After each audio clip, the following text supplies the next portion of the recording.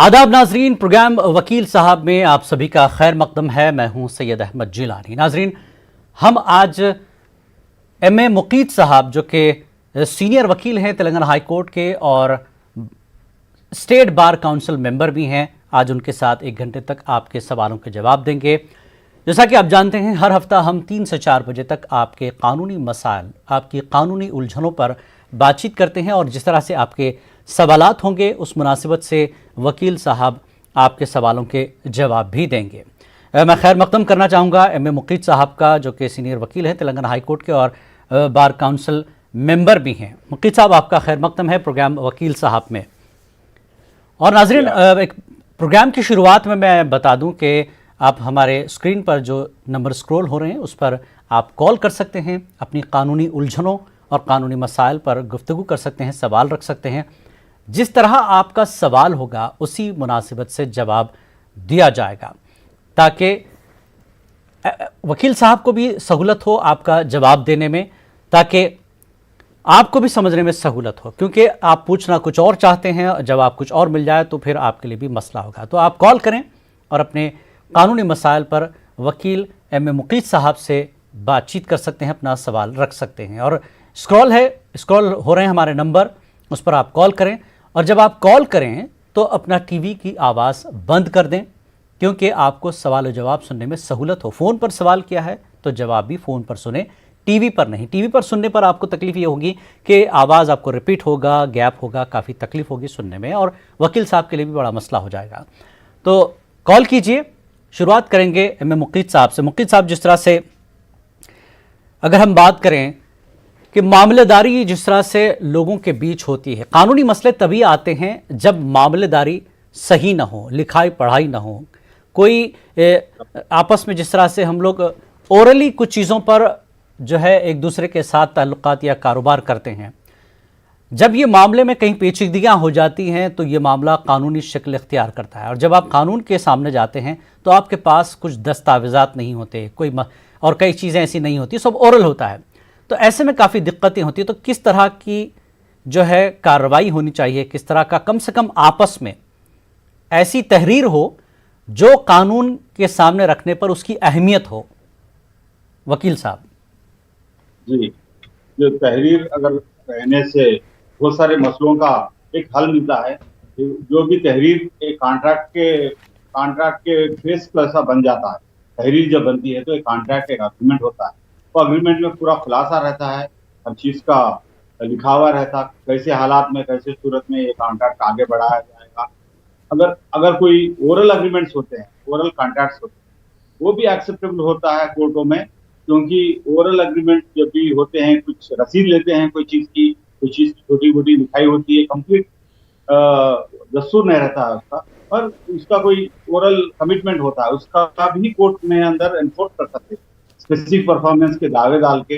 देखिए, ये चीज यहाँ पे अग्री कर लिया गया है, उसके लिए उसका एविडेंस हमारे पास है। कोर्ट ऐसी चीजों में भी कोर्ट एक्सेप्ट करता है, मगर जब तक दस्तूर रहता है तो बेहतर होता है, किसी के लिए कोर्ट में जाने में आसान होता है। अपना जो भी मसले है वो क्लैरिटी मिलती है कोर्टों के अंदर, एक अच्छा सा इश्यू सामने आता है। जी वकील साहब, अगर तहरीर नहीं है लेकिन मामलेदारी में गवाह जरूर हैं, तो क्या वो गवाह जो है काबिल कबूल हैं अदालत में या कानून के सामने? यस, वो भी काबिल कबूल है, क्योंकि इसके अंदर ओरल जो कॉन्ट्रैक्ट होता है।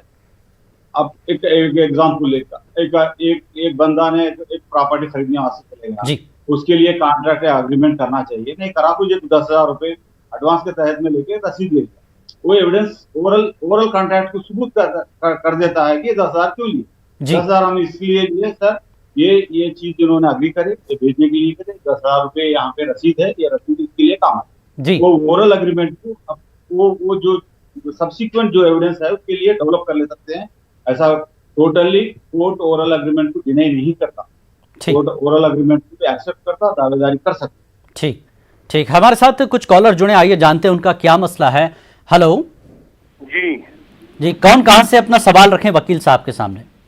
हाँ, मैं बताऊं? जी बताएं। देखिए, एक लेडी है, उसके हस्बैंड की डेथ हो गई है, उसकी जो प्रॉपर्टी है, मकान है जी या कोई चीज, वो उसके नाम पर है। जी अब जब तक वो जिंदा है और उसकी 2 बेटियां हैं, जी अगर कभी वो फोत हो जाती है तो क्या वो प्रॉपर्टी उसके 2 बेटियों को मिलेगी? लड़का कोई नहीं है। ठीक ठीक है, हाँ, ये आपका जवाब देंगे वकील साहब। जी वकील साहब। लड़कियों को पूरा हक मिलता है, उनको लड़का नहीं भी रहने पर भी लड़कियों को उन लोगों का हक मिलता है। वालिदा की जो प्रॉपर्टी है लड़कियों को जरूर मिलती जी है। अगर ला औलाद होती है तो मुस्लिम लॉ में इनहेरिटेंस के अंदर वो जो लेडी की प्रॉपर्टी है उनके भाई बहनों को जाएंगी। भाई बहनें अगर नहीं रहेंगी तो उनके वालिद साहब के पास जाके फिर इनहेरिटेंस वापस है। जी जब उनके लड़कियां होते हैं तो लड़कियों को जरूर मिलती जी है उनका हक।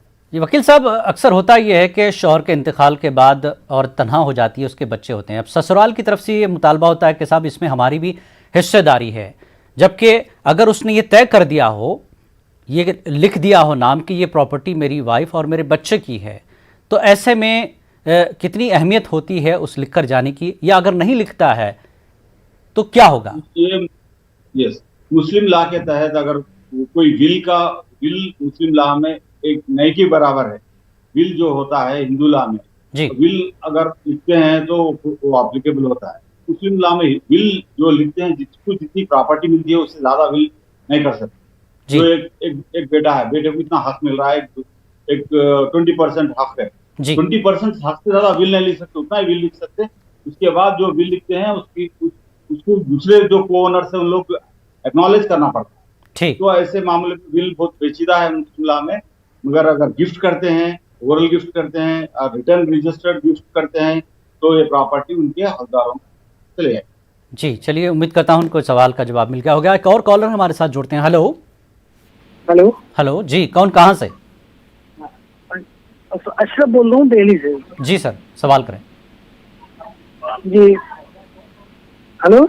जी जी, सवाल करें, वकील साहब सुन रहे हैं। जी जी सर, ये ना हमने ना 15 साल पहले यूपी में मकान लिया, जी तो वो ना हमने जो है ना नाम नहीं कराया, अभी रजिस्ट्री नहीं कराई उसकी। हमारे जो रिश्तेदार थे जी उनसे लिया था, तो और हमने लिखित रूप में कोई पैसा नहीं दिया, और उसमें हम रह रहे हैं, लेकिन अभी तक रजिस्ट्री नहीं कराई। तो उसमें हमें कोई दिक्कत आ सकती है क्या?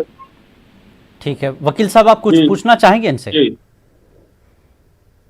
जी, ये अगर लिखाई होती है तो इमीडिएटली रजिस्ट्री कराना बहुत जरूरी होता है। रजिस्ट्री से ही आपको टाइटल मिलता है प्रॉपर्टी के, आप हकदार। आप कब्जा ले लिए होंगे मगर रजिस्ट्री नहीं करेंगे, जब तक आपका टाइटल क्लियर नहीं रहेगा आप मालिक मकान नहीं कहलाएंगे। अगर नहीं कर रहे हैं, किसी सूरत में माहिदा हो रहा है, माहिदा ऑलरेडी आपके पास है, आप इमीडिएटली स्पेसिफिक परफॉर्मेंस का दावा दाखिल करना। उसका भी टाइम लिमिट होता है, लिमिटेशन फिर होते हैं। वो लिमिटेशन को देख के इमीडिएटली आप कोर्ट को जाइए। कोर्ट में जाके अगर पूछते हैं हमारे को, अगर रजिस्ट्री नहीं करते हैं नोटिस देना चाहिए। नोटिस देके अगर बुला दें, अगर वो नोटिस लेने पर उन्होंने रजिस्ट्री करने के लिए आगे नहीं बढ़ेंगे जी तो इमीडिएटली आप कोर्ट में परफॉर्मेंस दावा डाल के आप रजिस्ट्री करा दें। जी, 15 साल से वकील साहब नहीं कह रहे हैं कि कराते 15 हैं तो साल से ये टाइटल रहते हैं उसी में। 15 साल से भी रहो और उससे ज्यादा भी साल रहेंगे, जी कभी भी मालिक नहीं बन सकते, कभी भी मालिक नहीं बन सकते। कंपलसरी उसके लिए टाइटल चाहिए। ये कोई एडवर्स पोजीशन का केस नहीं होता है, जी लिहाजा आपको टाइटल क्योंकि आप माहिदे से खरीदे हैं तो माहिदा कंप्लीट करा लेना बेहतर है। इस चीज तक रजिस्ट्री होते एंड हो जाए। ठीक ठीक, बहुत बहुत शुक्रिया। तो जी, जवाब मिल गया होगा। एक और कॉलर है, आइए जोड़ते हैं। हेलो हेलो जी जी, कौन कहाँ से भाई? मैं कश्मीर से हूँ। जी, सवाल रखें अपना। सवाल मैंने कहा कि ये जो एक लेडी है उसकी 2 लड़कियां हैं जिनकी शादी हो गई है, अच्छा और उसकी प्रॉपर्टी जो है वो उसके नाम पर है, उस लेडी के नाम पर। जी जब तक वो जिंदा है वो वहाँ उस पर है। जी जब वो वापस जाएगी, फोत हो जाएगी, उसके बाद उस प्रॉपर्टी का हकदार कौन बनता है? बेटा कोई नहीं है, 2 लड़कियां हैं, उन ठीक। दोनों की शादियां भी हो गई हैं। अच्छा ठीक, तो इसके ये प्रॉपर्टी दावेदार किसके कौन? किसके हिस्से में जाएगी? ठीक है, सवाल का जवाब वकील साहब देंगे। जी वकील साहब। जी, लड़कियां जहां तक हैं वो लड़कियों को हक मिलता है, उन लड़कियों को लोगों में मालिक बनते वकील साहब उनकी हैं। शादियां हो गई हैं, ये कह रहे हैं कि उनकी शादियां हो गई हैं, तो उसके बाद शादियां भी हो गई जी तो इंतकाल भी हुआ तो लड़कियों को लोग हेयर्स लीगल हेयर्स होते हैं फर्स्ट क्लास, उनको लिहाजा उनकी औलाद है, उनको उनको ही हक मिलता है। ठीक। चलिए उम्मीद कि आपको जवाब मिल गया होगा। एक और कॉलर आइए जोड़ते हैं। हेलो हेलो हेलो जी, कौन हेलो। कहाँ से? अस्सलाम वालेकुम जी, मैं कश्मीर से बात कर रही हूँ। जी सवाल रखें अपना। जी सर, मुझे वकील साहब से ये पूछना था कि जो हमारी मदर है उनका डिवोर्स हो चुका था 15 इयर्स पहले, 15 साल पहले। तो हम 3 बहनें और एक भाई था, उन्हीं के साथ रहते थे। जो हमारे फादर थे वो हमें मेंटेनेंस देते थे, जी बट अब उनकी डेथ हो चुकी है रिसेंटली। जो उनका पेंशन है, उन्होंने दूसरी शादी की थी, जो उनका पेंशन है उसमें जो नॉमिनी है वो मेरी मदर है। सर इसी से मेरी क्वेश्चन था, क्या जो उनका पेंशन अब मिलेगा वो हमारी मदर को मिलेगा या नहीं? ठीक ठीक है, वकील साहब जवाब देंगे। जी वकील साहब। तो ठीक से मैं समझ नहीं पाया, एक बार आप दोहराइए। जी ये कह रही आप कि जी इनकी इनकी वालिद का इंतकाल हो गया है, और इनकी मदर हैं, ठीक है। जी करीबन यही करीब उन्होंने कहा कि पेंशन का मामला है, पेंशन इनको मिलनी है। जी, इनकी इनकी मदर को। जी हेलो जी, पेंशन इनके मदर को मिलना है। जी जी हाँ, तो उनको उनको मदर को मिलेगा पेंशन। जो पेंशन रूल्स में, पेंशन सर्विस बुक में अगर इनका नाम लिखा हुआ है मदर का, तो मदर को जरूर मिलेगा। जी। अब एक मसला अगर और भी नाम, है, इस तरह से रिलेटेड कई ऐसे मसाइल आते हैं कि साहब ने दूसरी भी शादी की है, पहली वाली को पेंशन मिलेगा या दूसरी अहलिया को पेंशन मिलेगा? अब ये भी झगड़ा होता है। तो जब भी झगड़ा होता है कोर्ट को पहुंचना, कोर्ट के अंदर सक्सेशन के लिए दाखिल करना पड़ता। जी सक्सेशन रहने पर कोर्ट, उनके दोनों भी लीगली वैलिड मैरिजेस है, तो फर्स्ट एंड सेकंड और थर्ड वाइफ भी अगर मैरिजेस है जी तो उनके मैरिज लीगली वैलिड मैरिज है, लिहाजा उन लोगों तीनों को हक मिलता है। वो अच्छा। कोर्ट डिस्ट्रीब्यूट करता है जब सक्सेशन के लिए जब पहुंचते हैं तो। ठीक ठीक है, और कॉलर आइए जोड़ते हैं। हेलो हेलो जी, कौन कहाँ से, क्या सवाल है भाई? मैं सर दिल्ली से बोल रहा हूँ। जी सवाल रखें अपना। सवाल जी हेलो, आप टीवी की आवाज बंद करके सवाल करें, वरना काफी गैप होगा, सवाल जवाब सुनने में देर होगी। जी सर मैं करूँ? जी सर मैं करूँ? जी सवाल करें, फोन पर सुने सवाल जवाब। हेलो। हेलो, टीवी की आवाज बंद कीजिए प्लीज। चलिए एक और कॉलर को जोड़ते हैं। मैं अपने नाजरीन से एक बार फिर दरख्वास्त करूंगा, रिक्वेस्ट करता हूं कि आप टीवी की आवाज बंद करें और सवाल करें, वकील साहब को सुनने और आपको भी सुनने में सहूलत होगी। एक और कॉलर है, आइए जोड़ते हैं। Hello hello sir. हेलो हाँ सर। जी सवाल करें अपना। 15 साल पहले हम लोग जमीन खरीदे थे। जी ये जमीन पे केस चल गया 15 साल के बाद, ये तो 2 साल बाद केस चल गया था। जी अब ये जमीन लोग खरीदने का तैयार है और केस खत्म होने का नाम नहीं ले रहा। जी। ये जमीन बेच सकते हैं नहीं बेच सकते? कितने साल से मुकदमा चल रहा है इस जमीन पे? ये कम से कम 12 साल से 13 साल। अच्छा, मालिक आप ही हैं? मालिक मैं ही हूँ, लेकिन जमीन जो है वो जो दिलाई के हमारे को रिलेशन है वो।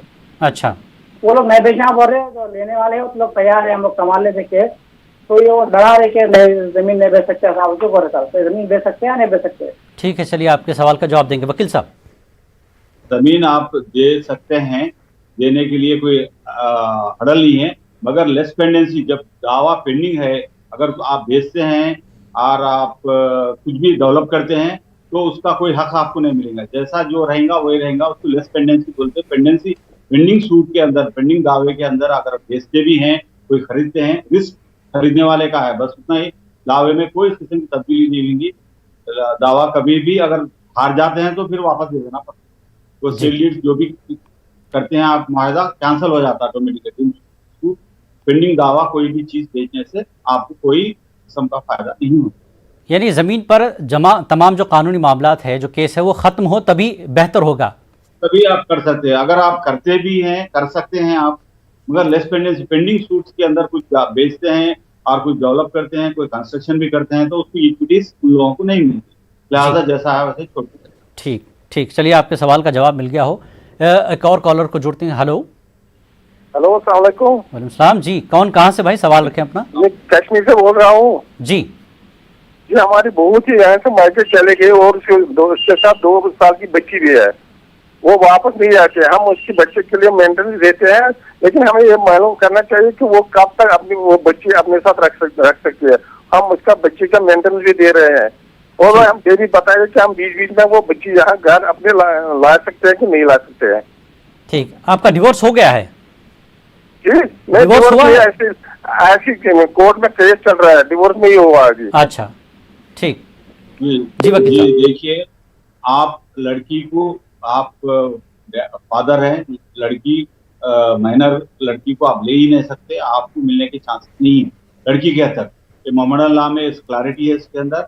अगर फादर के जगह अगर नाना नानी पूछते हैं तो फादर पूछते हैं, तो नाना नानी को फर्स्ट प्रेफरेंस दिया जाता है, क्योंकि ये जो माइनर्स का जब तक मसला रहता है, उनकी safety is the more important parameter. सबसे बड़ा मुद्दा और सबसे बड़ी कोर्ट के अंदर ये चीज की जांच किया जाता है कि माइनर की सेफ्टी कहाँ पे हो। माइनर वो लड़की है, लड़की की सेफ्टी माँ के पास है, लिहाजा माँ को दिया जाता है कोई किस्म से चांस। ओनली वालिद साहब को विजिटिंग राइट्स मिलते हैं, जब भी वो लड़की को देखना चाहते हैं, इस बारात के लिए जाके देख सकते हैं। कोर्ट भी उसके लिए बाप को पूरा हक देते हैं, मगर लड़की को लेने का कोई किस्म का चांस कम है।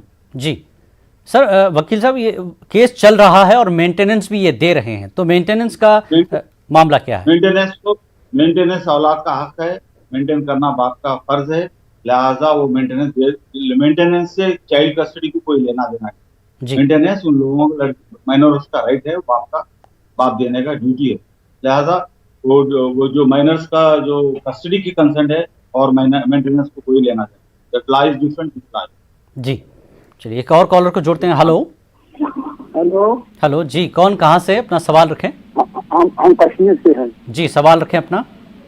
सवाल है, हमारा जमीन है एक फारिद के पास जी, मगर उसका कब्जा है इस पर जी। वो है जमीन एक का नाम 9 मरला, हाँ जी, जो मुझे आया है सेटलमेंट में जी। जब मैं बात करता हूँ, जब मुझे ये गायब हो जाता है ये जमीन, आप आया है ये जमीन मेरे नाम पर, उसको 16 साल हो गए हैं, सेटलमेंट हो गए। जी आप सुनते हैं ना? जी जी सुन रहे हैं। हाँ, मुझे इसके लिए क्या करना है? जमीन आपकी है, कब्जा किसका है? कब्जा किसका है? कब्जा और किसी का है। हाँ, किसी और ने कब्जा किया हुआ है? हाँ, किसी और ने कब्जा किया है इस पर जी, लेकिन मेरे पास कागज है इसका। अच्छा, हाँ, जिसने इसका कब्जा किया है ना। कितने साल से काबिज है वो काबिज है लगभग 23 साल से। 23 साल से वो काबिज है? हाँ, काबिज है। अच्छा ठीक ठीक जी। वकील साहब जी, अगर 12 साल तक आपको मालूम है, 12 साल तक वो कब्जे में, आपकी जमीन पे दूसरा आदमी कब्जे पे है और आप नोटिस दिए हैं और उसको बता रहे हैं 12 साल लिमिटेशन होता है कब्जा वापस। जब दावा डालते हैं तो 12 साल के अंदर डालना चाहिए कब्जे के लिए। अगर कब्जा आपके पास रहता है, मालिक आप रहते हैं, तो इमीडिएटली आप कब्जे के लिए कोर्ट को जाएं, वापस कब्जे के एविक्शन का दावा डालें, पोजीशन का दावा डालें, और उसके अंदर आपको अगर ना इलीगल कब्जा अगर होता है तो आप उसके मीन्स प्रॉफिट भी ले सकते हैं, उसके लिए पैसे भी पूछ सकते हैं इलीगली ऑक्यूपाई करने के लिए, मगर उसका लिमिटेशन है 12 साल। अगर आपको नॉलेज में आने के बाद 12 साल अगर अंदर है, आप कब्जे के लिए पूछ के दावा डालना जरूरी है, नहीं तो वो एडवर्स पोजीशन के नीचे वो आदमी अपोजिट वाला जो कब्जा करा वो मालिक बन जी। तो इमीडिएटली लीगल एडवाइस लेके अप्रोच करना चाहिए। टाइटल रहने से कब्जा भी एक टाइटल का माने रखता है जी, वो भी कभी माने रखता है, क्योंकि आप मालूम हो के भी आपके नॉलेज में है कोई आदमी कब्जे में आप कुछ कार्रवाई नहीं करे, डीम्स टू बी दैट आपकी प्रॉपर्टी नहीं होती, बल्कि कोर्ट अज्यूम करता है जी। अगर वकील साहब काबिज होने के बाद अगर कोई शख्स असल जो मालिक है वो अगर किसी तरह का नोटिस देता है वकील के जरिए, तो वहां से क्या उसकी शुरुआत होगी? क्या उसको माना जाएगा कि हाँ हम इस सिलसिले में कार्रवाई कर रहे हैं? वहां से लिमिटेशन स्टार्ट होता 12 साल। ठीक, चलिए एक और कॉलर है, आइए जोड़ते हैं। हेलो। हेलो। हेलो जी, कौन कहाँ से? हाँ, मैं लाहौर से बोल रहा हूँ। जी, सवाल रखें अपना। सवाल ये है कि to frame the issues which is the responsibility either by the court और बाय द डिफेंडेंट लॉयर और बाय द प्लेंटिफ लॉयर। जी यस। हेलो। जी जी, सुन रहे हैं, बताएं। हाँ, ये इतना ही कोर्ट है कि इश्यूज फ्रेम दी इश्यूज किसकी रिस्पॉन्सिबिलिटी है? ठीक जी वकील साहब। जी, इश्यूज कोर्ट फ्रेम करता है। आप दावा डालने के बाद अगला जो डिफेंडेंट होता है, डिफेंड करने वाला, उनको जवाब देते हैं और आपको रिजेंडर का डालने का आपको अपॉर्चुनिटी मिलती है। उसके बाद इश्यूज फ्रेम करते हैं कोर्ट अपने आप में। और अदरवाइज आप कोई इशू फ्रेम कराना चाहे तो आप भी आपके वकील के तहत पिटीशन डाल के आप नए इश्यूज फ्रेम करते हैं। अगर लास्ट आर्गुमेंट के टाइम पे भी आप इश्यू कोर्ट भी फ्रेम कर सकता है, नेसेसरी समझते हैं तो आप भी डाल के इश्यू फ्रेम कर सकते हैं एडिशनल। वो इश्यूज पे कोर्ट फैसला दे। तो इश्यूज का तो लीगल प्रोसेस है, हर लॉयर को मालूम है, लिहाजा वो बस तो एक पार्ट ऑफ एक प्रोसीजर है जी। ठीक, जो प्रोसीजर लॉयर बताते हैं। ठीक ठीक है। और कॉलर है, आइए जोड़ते हैं। Hello hello hello. हेलो, कौन कहाँ से? मैं कश्मीर से। जी, सवाल रखें अपना। सवाल ये है कि जो रोशनी एक्ट है ना, गुलाम नबी आजाद के वक्त में किया है रोशनी एक्ट। जी, टीवी की आवाज बंद करें, फोन पर सवाल करें। क्या वो लैंड हम बेच सकते हैं? उसमें हम मालिकाना हुकूक है हमारे पास। सरकारी जमीन आपको मिली है? हाँ, इसमें गुलाम नबी आजाद के टाइम में जब वो सीएम था कश्मीर का, उसमें क्या हो गया, उन्होंने वो कन्वर्ट किया है रोशनी एक्ट में। अच्छा, क्या वो हम बेच सकते हैं वो लैंड? यानी सरकार की तरफ से आपको जमीन दी गई थी रहने के लिए? हाँ, वो तो आप उसको बेचना चाहते हैं? हाँ। ठीक है, सवाल समझ गया आपका। वकील साहब, सरकार की तरफ से जो पट्टेजात मिलते हैं, जमीन अलॉट की जाती है, क्या वो मालिक, जब सरकार ने उसको मालिक बनाया तो क्या बेच सकता है वो? जो पट्टे हर एक मुख्तलिफ एरिया का एक किस्म का पट्टे का रूल्स है। जैसा अभी हम तेलंगाना में रहते हैं, कोई दिल्ली में रहते हैं, कोई उत्तर प्रदेश में, हर जगह ये लोकल लॉ है, बिल्कुल ये लोकल कानून के तहत रहते हैं। जी। कभी वो पट्टे के पीछे लिखा हुआ रहता है या आप किसी सूरत में पट्टे की जमीन नहीं बेच सकते। कहीं कहीं ऐसी जगह पे देखने को आया, कभी आप 12 साल के बाद बेच सकते हैं, कभी 6 साल के बाद बेच सकते हैं। ये पट्टे की वो नेचर ऑफ पट्टे के पर डिपेंड होकर रहता है। लिहाजा एक बार चेक करें वहाँ पे लोकल लॉ पे, और पट्टे के पीछे पूरे एक गाइडलाइंस लिखे हुए रहते हैं। वो गाइडलाइंस के हिसाब से अगर देखते हैं, अगर वो प्रोहिबिटरी लिस्ट में रहती है सेल में, तो बेच नहीं सकते हैं। अगर बेचने का उसमें पट्टे में लिखा हुआ तो ठीक है। मुख्तलिफ रियासतों में जमीन, सरकारी जमीनों की जो तकसीम होती है, उसमें अलग अलग कानून जरूर हैं। उस दस्तावेजात में खुद जो है लिखा रहता है कि आप उस पर कितना इख्तियार रखते हैं और उसके साथ आप बेच सकते हैं, नहीं बेच सकते हैं। तो कानूनी तौर पर सरकार खुद जो है तमाम कवायद उसमें रख देती है, उस पेपर पे। आप उसको सही से पढ़ लें या वकील के सामने उसको रखें, वो आपको सही जो है बता देगा। ठीक है, चलिए एक और कॉलर, जी एक और कॉलर को आइए जोड़ते हैं। हेलो हेलो हेलो हेलो, अस्सलाम वालेकुम। वालेकुम सलाम, कौन कहाँ से? मैं हैदराबाद से बात कर रहा हूँ, खुतबुद्दीन। जी, सवाल रखें अपना। सवाल लिखिए। वालिद साहब से मिलके जॉइंट थे फैमिली में जी, और मेरे को 2 लाख के आस्ते घर के बाहर बेदखल कर दिए।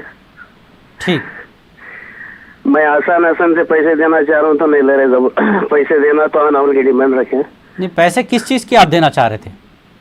डेवलपिंग G+1 बनाए बाहर के, वही जी। वालिद साहब का इंतकाल हो चुका है, अभी भी आने नहीं दे रहे, समझो घर में। आपको आने नहीं दे रहे? जी हाँ, घर का बड़ा बेटा हूँ मैं। अच्छा, आने कौन नहीं दे रहा है आपको? वालदा। ठीक है, ठीक है। वालदा और छोटा भाई है मस्तान बोल गए। ठीक है, ठीक है जी। वकील साहब, ये बड़े भाई हैं, घर का हिस्सा है। हाँ जी, समझ गया मैं। देखिए, एक अगर आप वालिद साहब की प्रॉपर्टी है, वालिद साहब इंतकाल हो गया, उन्होंने कभी उनकी प्रॉपर्टी किसी को गिफ्ट नहीं करें, कोई किसी को ट्रांसफर नहीं करें, आपको पार्टीशन का दावा डालने का पूरा हक रहता। आप पूरे हकदार रहेंगे। आप पार्टीशन दावा करेंगे आपके भाइयों पे, आपके वालदा पे, आपको अपने हिस्सा बंटवारा होगा कोर्ट से, आपको पूरे चीजों का अब खुलासा से आपकी प्रॉपर्टी जितना शेयर है वो शेयर मिलेगा। अगर वो घर में शेयर डिवाइडेबल नहीं है, घर छोटा मकान है, उसको डिवाइड नहीं करेंगे तो कोर्ट बेच के इक्वल पैसे बंटवारा करेगा जी। अगर उन लोग घर बना रहे हैं तो भी उन लोग अपने पैसों से घर भी बनाए तो भी आपको पार्टीशन में आपका पूरा हक रहता। आपको पूरा घर में आपको जितना हक मिलना है, एक मुस्लिम लॉ में एक मर्द बच्चे को दो शेयर मिलते हैं, दो शेयर आपको मिलते हैं।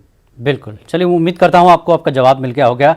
वकील साहब यहाँ पर रुकेंगे एक छोटे से ब्रेक के लिए। ब्रेक के बाद फिर लौटते हैं और सवाल जवाब का सिलसिला यूं जारी रहेगा। नाजरीन, नंबर स्क्रॉल हो रहा है, आप इस नंबर पर कॉल करें और मेहरबानी करें टीवी बंद रखें, फ़ोन पर सवाल रखें। छोटा सा ब्रेक के बाद फिर हाजिर होंगे। वकील साहब M.A. मुकीद साहब जो कि तेलंगाना हाई कोर्ट के सीनियर वकील हैं और बार काउंसिल के मेंबर भी हैं, स्टेट बार काउंसिल के, आपके सवालों के जवाब देंगे।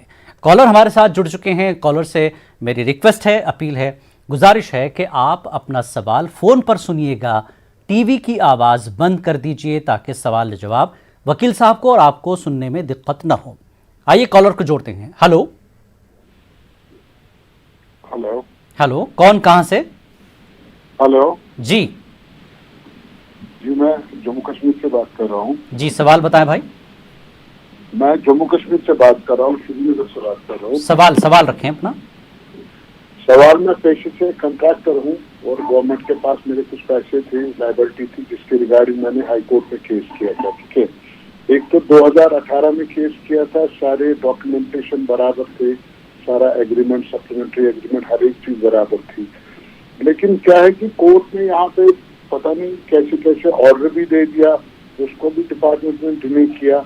मेरा ये सवाल है कि क्या कोई भी एप्लीकेशन कोर्ट में नहीं डाल सकते हैं कि जल्दी से जल्दी हमारी तारीख को? इसके रिगार्डिंग मेरा एक क्वेश्चन है। मामला क्या था आपका? पेमेंट थी, मैं एक पेशे से कंट्रैक्टर हूँ और मेरी पेमेंट थी एक डिपार्टमेंट के पास जो देने में कोताही कर रही थी। इस रिगार्डिंग मैंने केस किया था हाई कोर्ट में। ठीक है, तो हाई कोर्ट से मुझे ऑर्डर तो मिला, उसके बाद कंटेम्प्ट ऑफ कोर्ट हो गया, उसके बाद फिर से उन्होंने उनको फिर से दे दिया। लेकिन अभी तक कोर्ट ने मेरे जो कागज थे वो तो बिल्कुल पक्के थे, हर एक चीज उसमें अवेलेबल थी, उसके बावजूद में कोर्ट में अभी तक मुझे पैसे दिलाने में बिल्कुल सक्षम नहीं रही। तो आप सरकारी कॉन्ट्रैक्टर हैं, क्या करते हैं आप? मैं सरकारी कॉन्ट्रैक्टर हूँ, गवर्नमेंट कॉन्ट्रैक्टर हूँ। जी, तो आपकी जो बिल आपने लगाई है वो पैसा नहीं मिला है आपको? जी नहीं मिला। ठीक है वकील साहब, ये सरकारी कॉन्ट्रैक्टर हैं, सरकार का जो काम होता है करते हैं, बिल्स इनको जारी नहीं हो रही है तो क्या करें? बिल जारी नहीं होने से हाईकोर्ट के एक्चुअली वो तो सिविल दावा होता है। अगर हाईकोर्ट के अंदर रिट भी दाखिल करते हैं, अगर वायलेशन ऑफ जो कॉन्ट्रैक्ट होता है गवर्नमेंट का, तो सुना रहे थे कि कंटेम्प्ट भी होगा। कंटेम्प्ट होने के बाद में अगर कंटेम्प्ट अलो होगा तो इमीडिएटली कोर्ट डायरेक्शन देते हैं तो पैसे वापस करो, अदरवाइज उनकी जेल होती है। वायलेशन ऑफ अगर कोर्ट का ऑर्डर अगर होता है, अगर वायलेट करते हैं तो clear contempt of the court case होता है, उसके तहत उनको सजा भी हो सकती है और कोर्ट बोल सकता है इमीडिएटली इनके पैसे वापस करो। जी, अगर इनके केस में ऐसा नहीं हुआ तो मतलब और कुछ इनके उसमें प्रॉब्लम कुछ होगा लीगल, मतलब उसके लिए थोड़ा वेरीफाई करके लॉयर का एडवाइस लेके कुछ अच्छा सा काम करते हैं। क्योंकि जनरली कोर्ट का ऑर्डर होने के बाद में हाईकोर्ट के अंदर अगर कंप्लाई नहीं करने का सवाल ही नहीं पैदा होता, क्योंकि बहुत सारा डिस्कशन पावर रहता है हाईकोर्ट के अंदर। कॉन्स्टिट्यूशनल कोर्ट है हाईकोर्ट, वो किसी सूरत में भी एक्शन ले सकते हैं। लेकिन इनके काम पर किसी अफसर ने कोई रिमार्क लिखा हो, कुछ रिमार्क हो काम को लेकर के, तो वो भी एक वजह हो सकती है रुकावट की। वो सिविल डिस्प्यूट होता है, वो वजह रीजनेबल वजह नहीं होती है। अगर रीजनेबल ऑर्डर कोई वजह रहा तो उसके ऊपर एक ऑर्डर पास करते हैं गवर्नमेंट। वो ऑर्डर अगर रीजनेबल नहीं रहता है तो अपन सिविल डिस्प्यूट होता है, सिविल कोर्ट को जाते हैं। अगर कोई रीजन बगैर रीजन के अगर उन्होंने रिमार्क लिखते हैं जैसे कैजुअली, तो हाईकोर्ट में रिट भी डाल सकते हैं। लिहाजा मेरे ख्याल से हाईकोर्ट में रिट दाखिल करे होंगे, रिट में ऑर्डर भी आया होगा, उससे कंटेम्प्ट हुआ, शायद उनको पूरे जल्दी से जल्दी उनका मसला हल हो जाएगा। चलिए ठीक है, एक और कॉलर को आइए जोड़ते हैं। हेलो हेलो हेलो, कौन कहाँ से? मैं कर्नाटका से बात कर रहा हूँ जी, अपना सवाल रखें। ये सवाल ये है कि मेरी एक प्रॉपर्टी है, घर। जी मेरे 2 बेटियां हैं, एक बेटा है। जी मेरी वाइफ नो मोर। जी अभी मैं कौन से तरीके से उसे ये लीगल तरीके से मुस्लिम लॉ या शरीयत लॉ के तरीके से कैसा मैं डिवाइड कर सकता हूँ? चलिए आपका जवाब देते हैं वकील साहब जी। 2 बेटियां हैं, एक बेटा है, कैसे तकसीम किया जाए जायदाद को? देखिए सर, ये आपकी प्रॉपर्टी है, आप पूरे हकदार रहते हैं, क्योंकि आपकी सेल्फ अक्वायर्ड प्रॉपर्टी आप किसी को भी दे सकते हैं। एक बेटे को भी दे सकते हैं, 2 बेटियों को भी दे सकते हैं, और मस्जिद को दे सकते हैं, और अपनी मर्जी माफक कर सकते हैं। अगर देने बैठते हैं, शरीयत के कानून से देना मुनासिब है, क्योंकि जो अपना एक कानून है, तो कानून के तहत एक बेटे को 2 हिस्से आते हैं, बेटी को 1 हिस्सा आता है। पूरी प्रॉपर्टी आप 5 हिस्से में बंटवारा होते हैं, आपको निकालते हैं तो 5 हिस्से होते हैं। 5 हिस्से में 4 हिस्से 2 बेटों को जाएंगे, एक बेटी को 1 हिस्सा आएगा। लिहाजा ऐसा करना तो ये तो वाजिबी कानून है, जरूरी है ऐसी करना जी। और इस सिलसिले में कोई वकील से आप मिलकर तफसीलात अपनी जायदाद की रखें, वो मुस्लिम लॉ के तहत आपको सारी तफसील बता देगा, मुनासिब है जी। Hello sir. जी, एक और कॉलर को जोड़ते हैं। हेलो जी सर। हेलो, कहाँ से? जी सर, हम श्रीनगर से जी, सवाल रखें अपना। जी सर, हमारे पास सिविल का केस है, 1968 में रजिस्टर हो गया है कोर्ट में जी, लोअर कोर्ट में। सर अभी भी उसका कुछ नहीं हो रहा है। वो हम हाई कोर्ट में भी 2 बार खत्म हो चुका है जी। फिर भी वो केस कर रहा है लोअर कोर्ट में, जबकि हमारे पास सेल डीड भी है, हमारे पास कब्जा भी है। अभी 50 साल से हमारा कब्जा है जमीन पे जी। हम उसमें सब्जी भी उगाते हैं। अब हम चाहते हैं, क्या कोर्ट कोई तो फैसला नहीं देता, जब भी हम कुछ करते हैं, कुछ बनाना चाहते हैं, वो स्टे लाता है। अभी हाई कोर्ट ने उस पर स्टे रखा है, स्टेटस को रखा है उसको, और थर्ड पार्टी उसमें इंटरेस्ट ना करे। सर हम चाहते हैं अगर हम परमिशन निकाले एज कम्पेयर टू म्युनिसिपलिटी जाए, हम वहाँ से परमिशन निकाले, हमारे पास डॉक्यूमेंट्स है, लीगल डॉक्यूमेंट्स है, कब्जा भी हमारा है। अगर हम परमिशन निकाले, क्या हम काम कर सकते हैं? क्या हमें कोर्ट कोई वायलेशन मत ना करेगा? चलिए आपका जवाब देंगे, सुनिए वकील साहब। जी वकील साहब जी, आप 100% आप अपना काम कर सकते हैं, क्योंकि कोर्ट अगर केस पेंडिंग कोर्ट में रहता है, आप भी जैसा अगला जो डिफेंडेंट जो होता है आपके खिलाफ जो लड़ रहा, तो जो जैसा पिटीशन डाल के कुछ ऑर्डर ला रहा, आप भी इसी पिटीशन दाखिल करके कोर्ट में ये पूछ सकते हैं। लिहाजा आपको इमरजेंसी है कंस्ट्रक्शन करने का, आपकी जरूरियात है कंस्ट्रक्शन करने का, कोर्ट को बता सकते हैं। अगर कोर्ट में किसी सूरत में केस मैं हार जाऊंगा, मैं इक्विटी क्लेम नहीं करूंगा, मैं कंस्ट्रक्शन कर लूंगा, तो हर कोर्ट इजाजत देती है, कोर्ट का जजमेंट है। अगर कोई पेंडिंग डिस्प्यूट अगर इक्विटी आगे चल के क्लेम नहीं करते हैं, लिहाजा हम कंस्ट्रक्शन करेंगे, उसकी चीज उसका मुआवजा हम नहीं पूछते हैं। अगर कोई एक अंडरटेकिंग देते हैं तो बनने का पूरा आपको इजाजत कोर्ट खुद देगा। कोर्ट में दरखास्त डाल के आप कोर्ट का इजाजत ले लीजिए, आप कंस्ट्रक्शन कर लीजिए। जी, हम एक बार फिर अपने नाजरीन को बता दें कि आपके सवाल की मुताबिकत जो है वकील साहब आपको जवाब दे रहे हैं, ठीक है। लेकिन इसके अलावा आप, क्योंकि कानूनी मसाइल काफ़ी पेचीदगियाँ होती है, तो अच्छे लॉयर से आप अपने मकामी वकील से ये तमाम सब तफसीलात सामने रखें, क्योंकि जब आप अदालत के सामने जाएं तो कागजी कार्रवाई बहुत मजबूत होनी चाहिए, बेहतर अंदाज में जो है अदालत में मामला होना चाहिए। यहाँ पर सिर्फ आपके सवाल के मुताबिक जवाब दिया जा रहा है। हतमी फ़ैसला आप अपने वकील के साथ और कागजी कार्रवाई मुकम्मल करने के साथ आप अपने काम को आगे बढ़ा सकते हैं। तो हम सिर्फ यहाँ पर आपको एक रास्ता, एक छोटी सी रहनुमाई करेंगे कि आप कर क्या सकते हैं कानूनी तौर पर। रहनुमाई आपकी हो रही है कि आपको करना क्या है आगे। चलिए एक और कॉलर को आइए जोड़ते हैं। हेलो हेलो, अस्सलाम वालेकुम। वालेकुम सलाम। कौन, कहाँ से? हम कश्मीर से बोल रहे हैं जी। सर, हमें वकील साहब से सवाल करना था। जी करें। जी, हमारा इरिगेशन लैंड है। थोड़ा सा जोर से बताएं।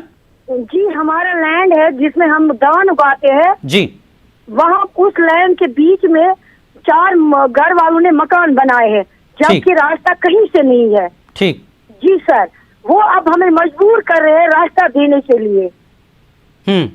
जी सर, अब वो प्राइम मिनिस्टर योजना के साथ वहाँ से रास्ता निकाल सकते हैं?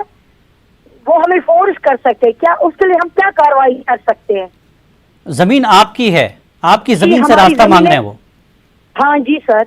जी, तो क्या वो मकान मालिकिन आपसे रास्ता मांग रहे हैं या फिर सरकारी तौर पर वहाँ सड़क निकालने की बात हो रही है? सरकार नहीं, वो मकान वाले जिनमें वहाँ पर मकान, सरकार का कोई उसमें दखल नहीं है। ठीक, तो फिर उन्होंने मकान जब बनाया था तो फिर रास्ता कहाँ से था उनके लिए? वो नहीं, वो उन्होंने जब हमारे यहाँ कश्मीर में धान की फसल खत्म हो जाती है जी जी, तब उन्होंने मटेरियल लाया था मकान बनाने के लिए जी। हमारे जमीन से नहीं, जो हमारे पिछले साइड से जमीन है वहां से उन्होंने उस रास्ते से उन्होंने मटेरियल लाया था। अब हमारा जमीन उनके सामने है जिसमें हम धान की फसल उगाते हैं, वो अब वहां से हमें रास्ता निकालने की कोशिश कर रहे हैं। उसके लिए हम वकील साहब से कह रहे थे तो आप कि उनको हम क्या रोकना कर सकते चाहते हैं, आपकी जमीन इस्तेमाल ना करें। ठीक है वकील साहब, आपकी जमीन अगर प्राइवेट जमीन होती है, कोई रास्ता वहां पे नहीं है, वो लोगों को जो उनकी जो जमीन है उनको कुछ रास्ता होना चाहिए इन जनरली। अगर रास्ता नहीं है उन लोगों को तो लिहाजा वो यूजर अगर वो रास्ता इस्तेमाल करते हैं तो इस्तेमाल का भी वो हक बनता है कभी कभी, क्योंकि वो लंबे अरसे से आप अलो करते हैं उनको इस्तेमाल करने के लिए, तो उन लोग इस्तेमाल करने के लिए कोर्ट को जाएं। कोर्ट को अगर जाने के बाद में अगर कोर्ट अगर परमिट करता है तो उन्हें इस्तेमाल कर सकते हैं, अदरवाइज उन लोग वो रास्ते को इस्तेमाल नहीं कर सकते। वो अपने आप में फोर्स करके आपको रास्ता आपसे छीन नहीं ले सकते। आप इमीडिएटली कोर्ट को जाइए, कोर्ट को जाके आप इन्वेंशन ऑर्डर, राष्ट्रीय ऑर्डर ले लीजिए। उन लोग यहाँ से नहीं सकते क्योंकि प्राइवेट प्रॉपर्टी में दूसरे लोगों को यूज करने का कोई हक नहीं बनता। अगर उन लोग आप अलो करते हैं उनको यूज करने का तो उन्होंने कोर्ट को जाके हम लोग बहुत सालों से यूज कर रहे हैं, तो जमीन हमको अलो कर रहे थे मालिक, लिहाजा हम यहाँ पे हमारा घर खाता घर के लिए इस्तेमाल करने के लिए डिस्टर्बेंस हो रहा, तो उन लोग कोर्ट को जाके ऑर्डर लिए तो ही वो इस्तेमाल कर सकते हैं, लिहाजा अदरवाइज आपकी जमीन में से कोई भी इंटरफेयर नहीं कर। जी बिल्कुल, आपको पूरा इख्तियार है आपकी ज़मीन पर, आप उनको रोक सकते हैं। इसके लिए आपको अदालत में जाना होगा और ये सारा मामला आप अपने वकील के साथ एक दरख्वास्त दायर करें अदालत में, तब जाकर ये मामला हल होगा। चलिए एक और कॉलर को आइए जोड़ते हैं। हेलो हेलो जी, कौन कहाँ से? हेलो, जो मैं श्रीनगर से बोल रहा हूँ जी, सवाल रखें अपना। हाँ जी, मेरी मिसेज ने यहाँ कश्मीर में रेवेन्यू कोर्ट में एक पिटीशन डाला है जी, और उसका जो बाप है उसको 10-20 साल मरे हुए हो गए। ठीक, तो उसका जो भाई है उसने अपनी बहन के बगैर इंतकाल किया जमीन का जी। अब रेवेन्यू कोर्ट में चल रहा है केस है जॉइंट फाइनेंशियल कमिश्नर जी, लेकिन 3 साल से केस चल रहा है, उसकी कोई सुनवाई नहीं हो रही। तो इतना टाइम उसको लगा, अपना जो प्रॉपर्टी उसको चाहिए था वो उसको नहीं मिल रहा है। अच्छा, तो जो वहाँ वकील है उसको हमें पैसा देना पड़ता है। आपकी वाइफ को अपने वालिद का हिस्सा नहीं मिल रहा है? नहीं, वो उसके भाई ने कब्जा किया हुआ है। भाई ने कब्जा किया है और वो उसका हिस्सा नहीं मिल रहा है उसको। ठीक है, ठीक है वकील साहब, जी, भाई बहन के बीच जायदाद का मामला है, रेवेन्यू कोर्ट में दाखिल करें। रेवेन्यू का डिस्प्यूट है, लिहाजा रेवेन्यू जो आरडीओस रहते हैं और कलेक्टर्स रहते हैं, काजी जुडिशियल जजेस बनते हैं, बोलते हैं इनको। वहां पे ट्राइब्यूनल बोलते हैं जो रेवेन्यू कोर्ट को। वो ट्राइब्यूनल में उन्होंने साहब ने कह रहे हैं कि लंबे अरसे से वो मामला चल रहा है, वहां पे फैसला नहीं हो रहा, लिहाजा आपको पूरा हक है, आप एक रिट पिटीशन दाखिल करें हाईकोर्ट में। यहाँ एक कंसिडरेबल टाइम लिमिट के बाहर अगर कोर्ट केसेस नहीं चल रहे हैं रेवेन्यू कोर्ट के, इमीडिएटली आप हाईकोर्ट के अंदर जाके रिट पिटीशन डाल के अगर पूछ सकते हैं इतने सालों से पेंडिंग है तो कोर्ट डायरेक्शन देगा 3 महीने के अंदर डिस्पोज करो और 6 महीने के डिस्पोज करो। लिमिट कोर्ट टाइम लिमिट के अंदर रिट पिटीशन डिस्पोज होंगे तो इमीडिएटली लोअर कोर्ट जो ट्रिब्यूनल कोर्ट से रेवेन्यू कोर्ट से उन पर बैंड ओवर होता है, 3-4 महीने में आपका फैसला आ जाएगा। लिहाजा हाईकोर्ट को लॉयर के साथ जाना। चलिए, उम्मीद करता हूँ आपके सवाल का जवाब मिल गया होगा। चलिए एक और कॉलर को आइए जोड़ते हैं। हेलो हेलो हेलो हेलो, कौन कहाँ से? मैं मोगलपुरा खतीर अहमद तेलंगाना से बात कर रहा हूँ। जी, सवाल रखें भाई अपना। जी, मेरा एक नवासा 17 महीने का है। जी हेलो जी जी, बताएं। मेरा नवासा 17-18 महीने का है। मेरी बच्ची का सऊदी अरब में 20 जुलाई 2020 को इंतकाल हो गया है। अच्छा अच्छा, बच्चा डे 1 से हमारे पास ही पढ़ रहा है लड़का। जी जी। अब उनके ससुराल वाले बच्ची का इंतकाल होगा, पहले लड़का है ये, ससुराल वाले सामान नहीं देते, वो जो कोर्ट को जाना तो जाओ, जैसा देख 18 महीने के बच्चे को डे 1 से हम परवरिश कर रहे हैं जी। हाँ, वो घर के मुताबिक सास ससुर उनके नंदा वगैरह बोले जहाँ तक जाते जाओ, घर का कोई सामान नहीं देते, सोना नहीं देते और बच्चे को भी थोड़े दिन के बाद हम मिला के रख लेते बोले। हम क्या भेजिए, हम क्या करना चाहिए इसके लिए? नाना नानी है आप? जी मैं नाना नानी हूँ। ठीक है जी वकील साहब। आपका हक ज्यादा रहता बच्चे पे, लिहाजा उनके उनके वो लड़के का वालिद साहब कहाँ है? बड़ा सकते हैं। हेलो हेलो, बच्चे का टीवी का कौन बना जो सकता बच्चे है? वो बाहर रहते हैं? बाबा कहाँ है? हैदराबाद वो बाहर रहते हैं। चलते हैं, चंदन गुट्टा बालापुर। अच्छा नहीं ये आपके नवासे के वालिद, आपकी बेटी के शौहर कहाँ हैं? तो ये यहाँ हैदराबाद में रहते। अच्छा ठीक जी। अच्छा है तो नाना नानी के पास वही जो सवाल है, छोटे बच्चे की जहाँ पे परवरिश हो रही है वो बच्चे को वहीं रखा जाता है। अगर कोर्ट को जा रहे हैं, पर बाप कोर्ट को जा रहा, मेरे को लड़का चाहिए, मैं परवरिश उनको देखभाल करूंगा, अगर उनके कोई जो गार्डियनशिप का केस अगर दाखिल करते हैं तो गार्डियनशिप के अंदर कोर्ट पूरा मुकम्मल तरह से सेफ्टी लड़की की कहाँ है, माइनर की सेफ्टी नाना नानी के पास है, बाबा के पास है, बाबा के मसरूफात कैसे है, उनकी आदत कैसी है, तो सब चीजों देख के अगर कस्टडी देना है, जिसको देना है हमको दिए। लिहाजा सामान का क्वेश्चन होता है, जो शादी के टाइम पे जो सामान दिए हैं आप लोग दिए हैं, सामान आपका सामान है, बच्ची के वेलफेयर, आपकी बेटी के वेलफेयर के लिए दिए, उनके इस्तेमाल के लिए दिए। लिहाजा उन लोग आप कोर्ट को अगर जाते हैं तो आप वापस फैमिली कोर्ट को अगर दाखिल करते हैं पिटीशन, तो आपका सामान पूरा आपको मिल जाता है, तो आप उन लोगों को सामान रोक नहीं सकते।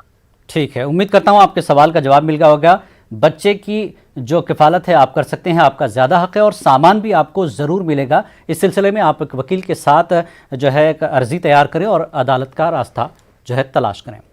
हेलो, एक और कॉलर को आइए जोड़ते हैं। हेलो हेलो, कौन कहाँ से?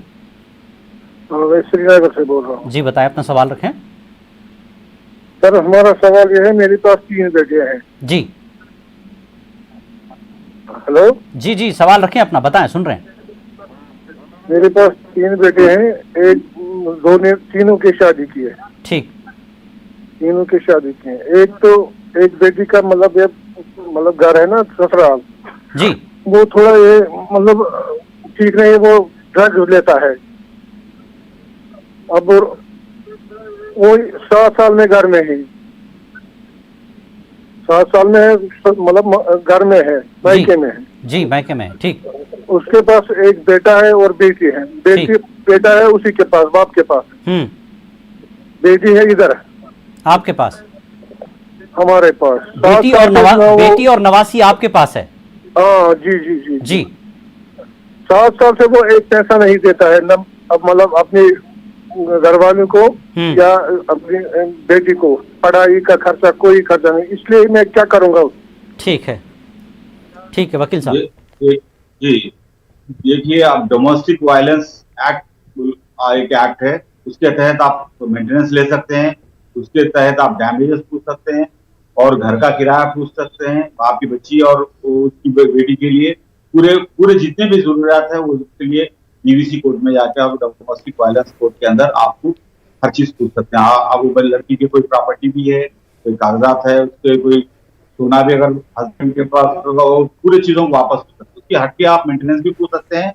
125 CRPC और क्रिमिनल कोड के तहत आप लोग मेंटेनेंस के भी हकदार है, आपकी बेटी और नवासी, और डोमेस्टिक वायलेंस के तहत भी वो बहुत सारे डैमेजेस कंपनसेशन के भी हकदार है। लिहाजा वकील से, अच्छे वकील से मिलकर इमीडिएटली आप दाखिल करें, इमीडिएटली आपको बहुत ही समरी मतलब बहुत ही जल्दी से जल्दी ये जो केसेस डिस्पोज ऑफ करना, विद इन 6 मंथ्स के अंदर ये केसेस कंप्लीट करना उनके एक्ट के अंदर लिखा हुआ है। लिहाजा आपको जल्दी इंसाफ मिल सकता है। ठीक, चलिए बहुत बहुत शुक्रिया वकील साहब। और एक कॉलर है, आइए जोड़ते हैं।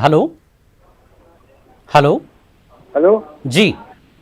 हाँ, मैं कलकत्ते से बोल रहा हूँ। जी सवाल रखें अपना। हाँ, मेरी उम्र 60 साल की हो गई है जी, और 60 साल की हो गई है, उसके कागज जमा कर दिए हैं। 1 साल हो गया, बंगाल गवर्नमेंट में कागज जमा कर दिए, उन्होंने फिर आगे भी भेज दिए हैं, और जो 60 साल के पैसे मिलते हैं वो अभी तक हमको नहीं मिल रहे हैं। किस चीज के पैसे? 60 साल के जो सीनियर सिटीजन के जो वजीफा आपको पैसे देती है। हाँ जी, तो कागजात आपने जमा किए, 1 साल हो गया और वजीफा आपको नहीं मिल रहा है, पेंशन नहीं मिल रहे हैं। कागज वागज सब काउंसिलर से साइन करा के जमा कर दिए हैं। यहाँ कारपोरेशन में भी, कलकत्ते की जो कारपोरेशन है उसमें जमा कर दिए हैं, इन्होंने आगे भेज दिए हैं, मगर पैसे कोई हालत से नहीं मिल रहे। ठीक है, आपको कुछ एक्नॉलेजमेंट दिया है, कोई पेपर दिया है जमा कराने के बाद? जमा कर दिए, उसके बाद उसका रसीद नहीं दिए। रसीद है उसकी कोई? नहीं, रसीद नहीं देते हैं, कागज जमा कर लेते हैं कारपोरेशन में। चलिए ठीक है, वकील साहब क्या निकालेंगे इस मसले का? जी, तो अगर ऐसा कोई गवर्नमेंट ऑफिसर्स और कोई कारपोरेशन और बोर्ड्स कोई भी हो, अगर आपका पेंशन रिलीज नहीं कर रहे हैं, आपके पैसे रिलीज नहीं कर रहे हैं, तो इमीडिएटली आप हाईकोर्ट को अप्रोच हो सकते हैं। आप पिटीशन अगर दाखिल करते हैं तो इमीडिएटली आपको वहां से डायरेक्शन मिलेगा।